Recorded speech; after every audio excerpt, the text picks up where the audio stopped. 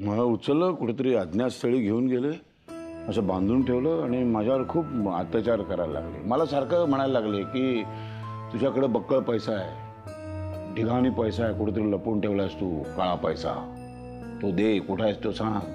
मी त्यांना सांगितलं, बाबा माझ्याकडे काळा पैसा नाही आहे, जे काही पैसे आहेत ते सगळे बँकेत आहेत, ते सगळे मेहनतीने कमवलेले आहे.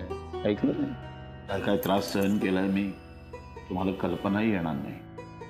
म्हणून म्हटलं डॉक्टरांनी जे सांगितलं ना ते अर्धवट आहे. आणि मग त्यांनी मला मारलं आणि निघून गेले. त्यांना वाटलं मी मेलो. मेलो नव्हतो मी. एकदा तर मी तिथून असं पळून जायचा प्रयत्न केला, पण तेवढ्यात तो आला, तो दाढीवाला, ठाडकन परत मारलं, परत कोसळलो.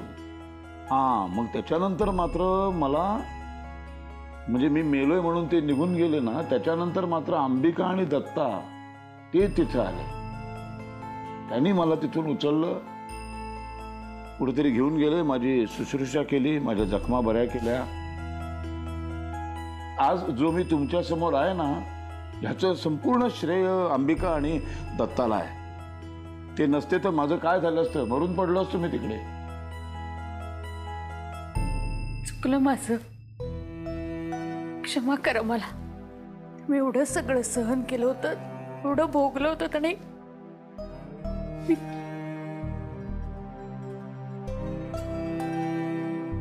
मी नको तो विचार केला तुमच्या बाबतीत. तर 2-2 दिवस माणसाला उपाशी ठेवल्यानंतर आता अशासारखंच खाणार ना रे. झोपू नाही दिलं, हसता बसता झोपणार नाही मला. मी विचित्र झोपलो. अरे देवा, नकळत नकळत झालं असणार. खरं सांगू तुम्हाला, हे सगळं मी काय करतोय, म्हणजे बका बका खातोय, विचित्र झोपतोय, काय बडबडतोय, माझं मलाच कळत नाही आता. कसं कळणार दादा, हे सगळं तुमच्या नकळत घडतंय. खरं सगळं नकळतच घडतंय, म्हणून तर असं झालंय. तुम्हाला सांगू मी, मला ना इथे आल्यापासून अशी सगळी तुम्ही माणसं ना मला पहिल्यांदाच भेटताय असं वाटते. म्हणजे मी वैजयंतीला पहिल्यांदाच भेटलो, या मुलाला भेटलो पहिल्यांदा, असं सगळी पहिल्यांदाच बघतो. हे काय पहिलंच ते सोडा, हे आहे ना, हे सगळे पडदे, खिडक्या, हे सगळं, हे बाथरूम, दरवाजा, वाडा, नाडी, सगळं मला असं वाटतं मी इथे पहिल्यांदाच आलो. हे मी पहिल्यांदाच बघतोय, कधी बघितलेलंच नाही. दादा बरं झालं तुम्ही तुमचं मन मोकळं केलं. नाही, पण आता मी कामाला लागणार. मी कामाला लागलो, कामात एकदा मी स्वतःला बुडवून घेतलं की सगळं तो जुना दादा परत येणार. रावसाहेब सगळं आठवायला लागेल मला बरोबर. तुम्ही नका काळजी करू. तर आता मला थोडं काम करायचं आहे. झोपायच्या आधी काही कामं उरकायची आहेत. कामाला लागल्याशिवाय, कामामध्ये बुडवून घेतल्याशिवाय तो ओरिजिनल रावसाहेब येणार नाही.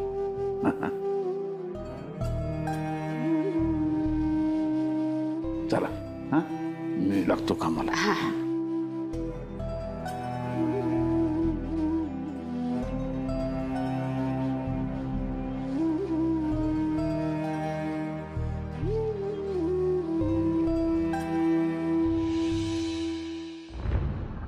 अरे काशा, आम्ही तर घाबरलोच होतो. आम्हाला वाटलं की आज काशा बरोबर आमचा ताशा वाजणार बहुतेक. बाबा मानला, तुला मानलं.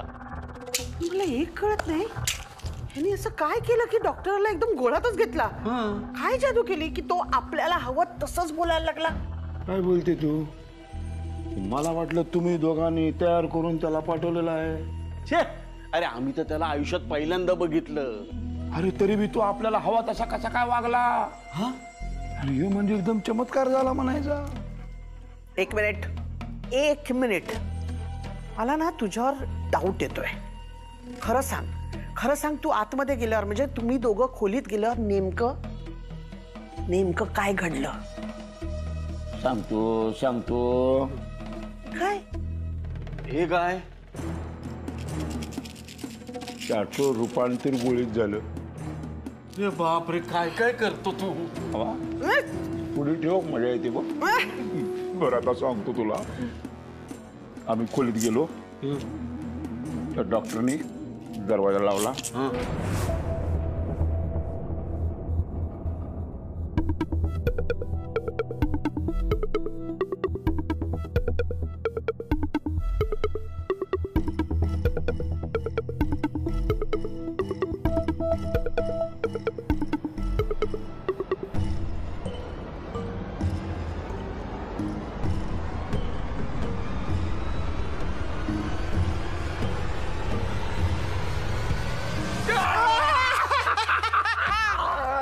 माझ्या शिरप्या. काय बस बस, काय भारी ऍक्टिंग केली राव तू. अरे या ऍक्टिंगच्या तर जोरावर भल्या भल्यानं गंडवलंय. गाडी कुठं आली रे? अरे अरे हे काय करतो हा? अरे हे काय करतो तू हे? दाढी. माझी दाढी काढल्यापासून असं कसं तरी वाटते, गुळगुळ गुळगुळ होते, आवाज जाते इकडनं. आता बघ बाबा, आता अक्षय तुरुंगातला काशा दिसतो बघ तू. दर बाबा इथं चालत नाही, इथं रावसाहेब नगरकर आहे मी. अरे तू पण काय रावसाहेबाचं सॉंग करतोय यार. नाही, एवढासा पण काशा वाटत नाहीस. अरे वाटणार बी नाही, अजून थोडे दिवस जाऊ दे मग बघ. अरे खोलवर म्हणजे काय, तू तर आता करोडपती झाला राव. अरे ते शब्द जाऊ दे. मला आणलं ना या तुझ्या गोळ्या आणि ह्या पुड्या. ही पुडी नुसती तोंडावर ठेवली की लई सगळ्या स्वर्ग सुखाचा आनंद बघ. आणि हे तुझं पैक. एवढंच? अरे रताळ्या, अजून माझा इथं जम बसलेला नाही म्हणून एवढेच. जरा जम बसू दे, मग असं वरपून पैसे काढतो की नाही बघ. जिथं कुठं असशील तिथपर्यंत पोचवतो, पण माल येत राहायला पाहिजे, कळग नाही. अरे तू काय काळजीच करू नको, तू म्हणशील तसं. आणखीन एक. आता इथून गेल्यानंतर पुन्हा इकडं आसपास फिरकायचं बी नाही, कळलं की नाही. म्या बोलवल्याशिवाय इथं यायचं नाही. अरे बाबा तू म्हणशील तसं, पण इकडनं बाहेर गेल्यावर काय वाकायचं ते तरी सांग. इकडं सांगतो.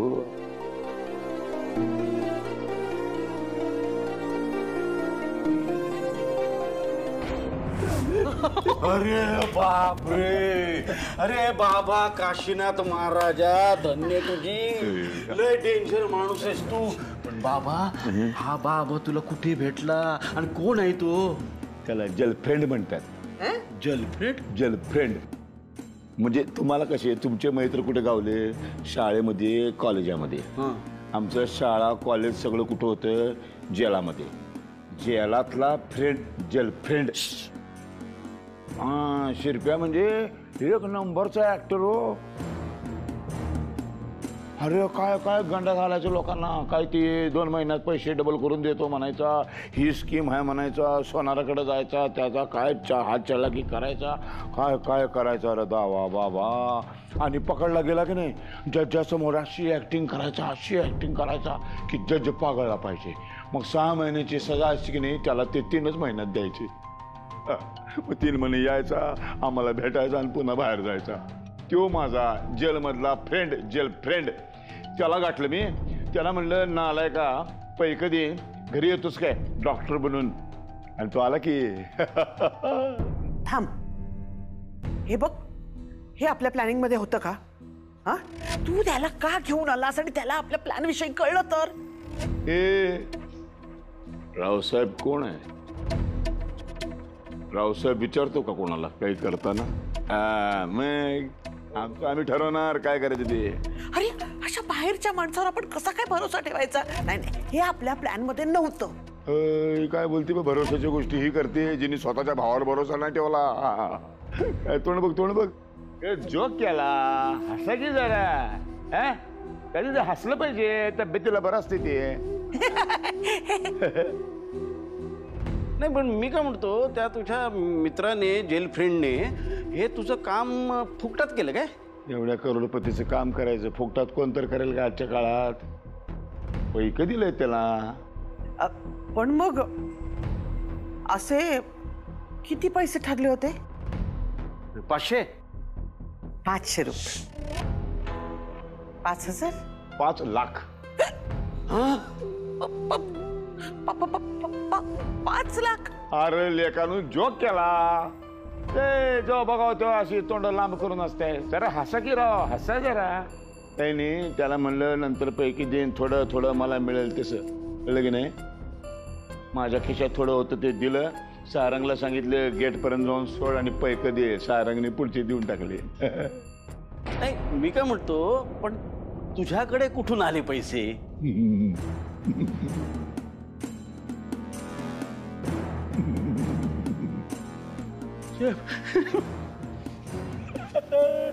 अरे काशा, तू माझ्या खिशातले पैसे चोरलेस हे असं बरं नाही केलंस तू. अहो तुमच्या खिशातले काढले. चोरी कोण विचारून करतं का? तुम्ही चोरी करताना विचारता का? चोरू का बाबा? मग हिला कळलं, तुला नाही कळलं ना? काशा अरे स्वतःच्या दाजीच्या खिशातले चोरतात का रे पैसे? म्हणजे तू आम्हालाच लुटतोयस. या घरामध्ये आलोय कशाला? चोऱ्या करायला आलोय की नाही? मग चोरी करताना भेदभाव करत नाही मी, कळलं की नाही? समजांची चोरी करायची, शेवटी सगळं आपलंच आहे ना. हो ते आहे, पण अरे दत्ता, तुझी बायको आहे की नाही, माझी बहीण आहे ती, म्हणून तुझ्यापेक्षा जास्त समजूतदार आणि हुशार आहे. काय तर शिकून घे. हुशार ते जया अगं तुझ्या हुशारीबद्दलच दादा बोलत होते. माझ्याबद्दल? सांगा ना, काय म्हणत होते? स्त्रियांना कौतुक करून घ्यायला आवडतं, स्वतःचं कौतुक ऐकायला आवडतं. तोंड आलंय. हो हुशार. दादा तुझंच कौतुक करत होता. म्हणजे पुरुषांना जनरली बायकांचं कौतुक करायची सवय नसते, पण दादा म्हणत होता मुलगी खूप हुशार आहे तुझी. जया, आता बाहेरच्या कामात खूप हुशारी दाखवलीस तू. आता घरातल्या कामात दाखव बघू. जा, वाळत घातलेले कपडे घेऊन ये. घरातल्या कामात पण हुशार झालं पाहिजे बाईनी माझ्यासारखं. हो मम्मा.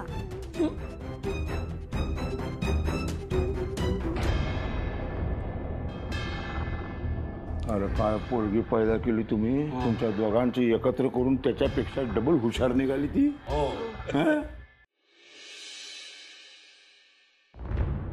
मला यांचं कळतच नाहीये, माझ्याबद्दल मला न विचारता कसं ठरवत असतील हे. आणि आता काय ठरवलंय?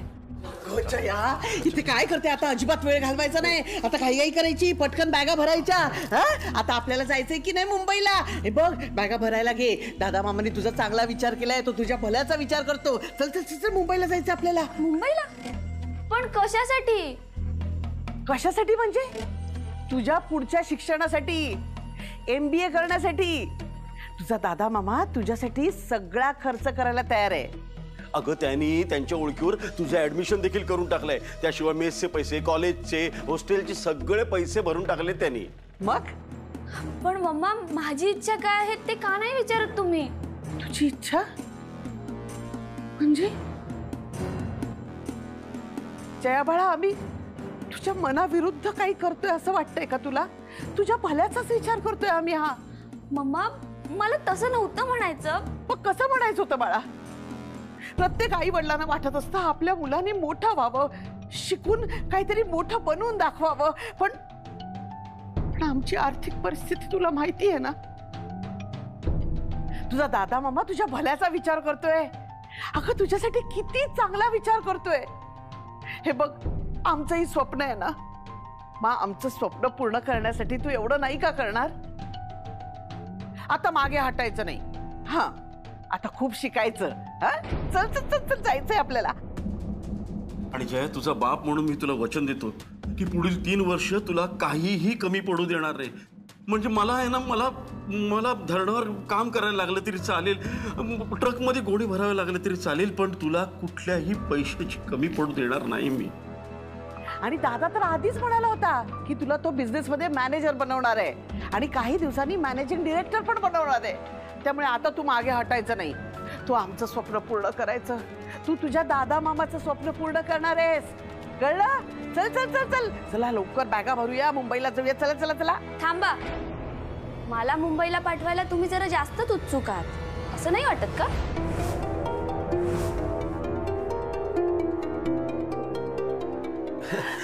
जया बाळा, आमच्यासारख्या आई बापाची वेडी माया आहे का ही? आम्हाला वाटतं तुझं तुझं भलं व्हावं, म्हणजे आम्हाला दोघांना असं वाटतं की तुझं उद्याच भलं व्हावं. हो ना जया, मामा सकट सगळ्यांनाच अचानक माझं भलं व्हावं असं का वाटायला लागलंय? का मीच चुकीचा विचार करते? चल चल, तू तू जास्त विचार करू नकोस बाळा. या वयातल्या मुलांना ना आपलं भलं काय ते कळतच नाही. चल चल चल चल चल ग बाळा, चल. तब्येत बरी नसताना एवढ्या रात्री कुठलं काम करतात हे? अगं आई, असेल ना त्यांना कुठलं तरी इम्पॉर्टंट काम. हा, आणि मी काय म्हणतो, आता त्यांच्यावर शंका घेत बसू नकोस. अरे शंका नाही, पण हो आई, हे बघ ना, आता आपल्या सोबतीपेक्षा आपल्या विश्वासाची जास्त गरज आहे. येते ना, थांब.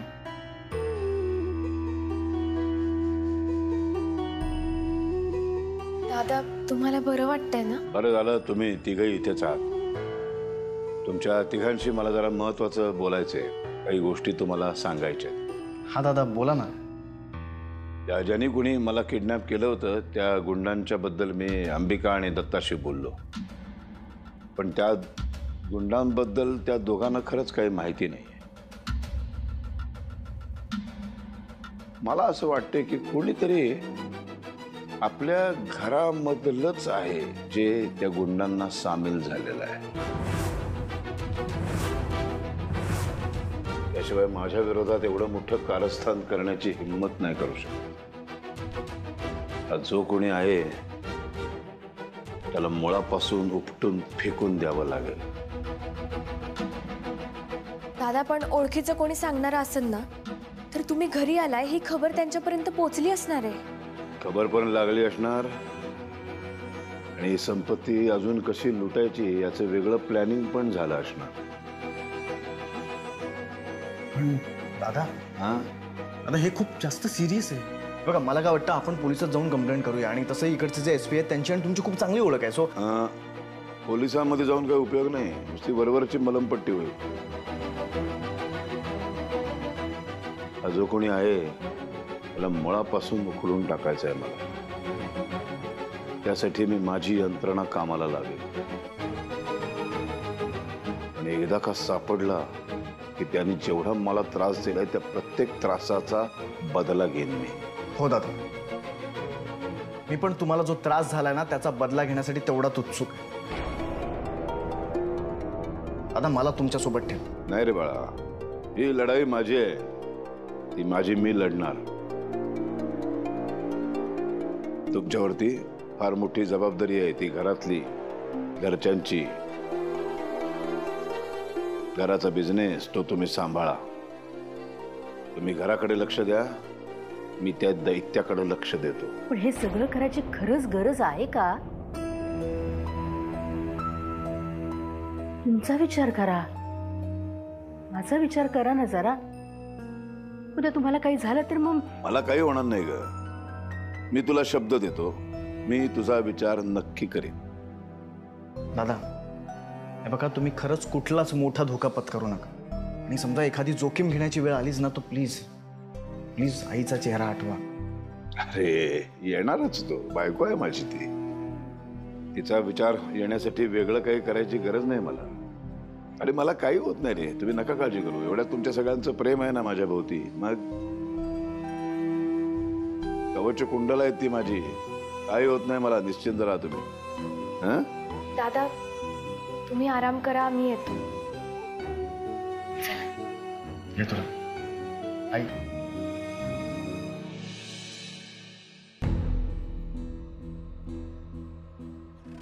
मला बरं वाटत नाहीये का? पाय चेपून देऊ का? नको, मी जरा पडतो. जरा हे सगळं वातावरण बदलावं असं काहीतरी एखादं देवाचं स्तोत्र बित्र म्हण. हं?